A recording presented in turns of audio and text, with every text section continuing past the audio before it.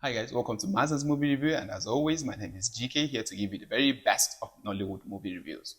Let's look at Peter Obi, the recent movie that was released. Peter Obi is a movie directed by Ifeanyi Azodo, and it was released on 2nd February 2023.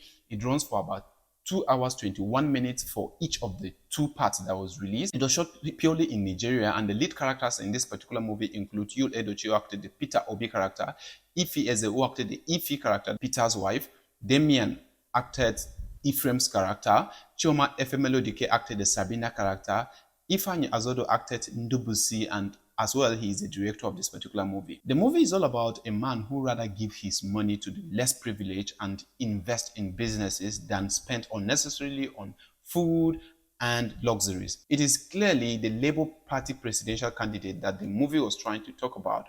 But like I said, I'm going to focus on the cinematic, or can I say the movie perspective, not the campaign perspective.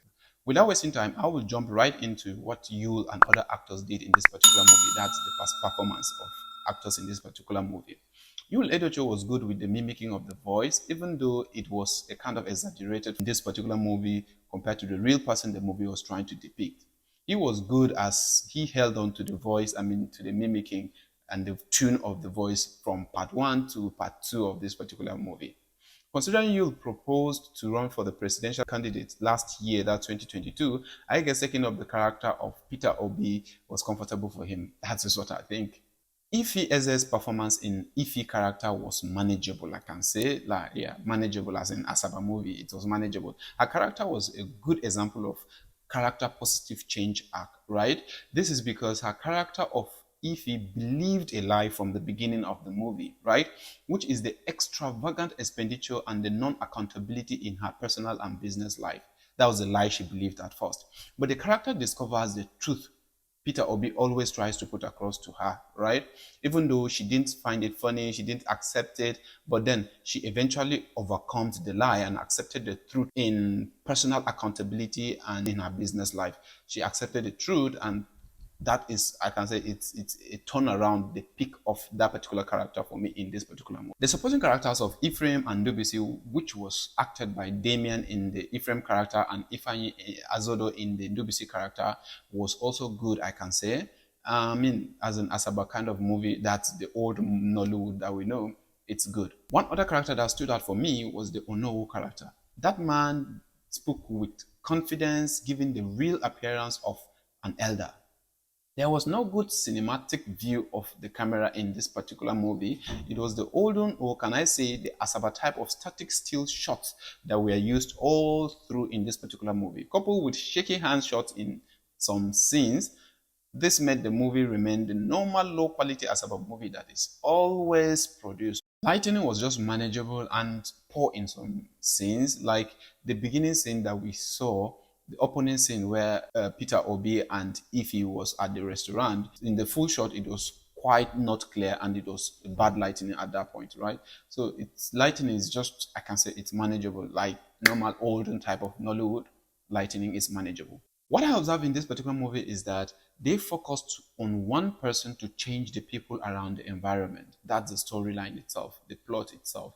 So the main character of Peter Obi was based on the flat arc character type where he had the truth discovered. So Peter Obi had the truth discovered for himself. That is accountability, financial control, and management, as well as community support, which he believed to be the solution for national growth. That is the truth he discovered. His truth was tested. This is because if he, his wife, resisted his actions and the public school as well had no facilities to cater for his children, which became a temptation to him to take his children abroad or to special school. But the character held on to the truth by focusing on supporting this education system, supporting the community in order to push and grow the community and as well help people, right?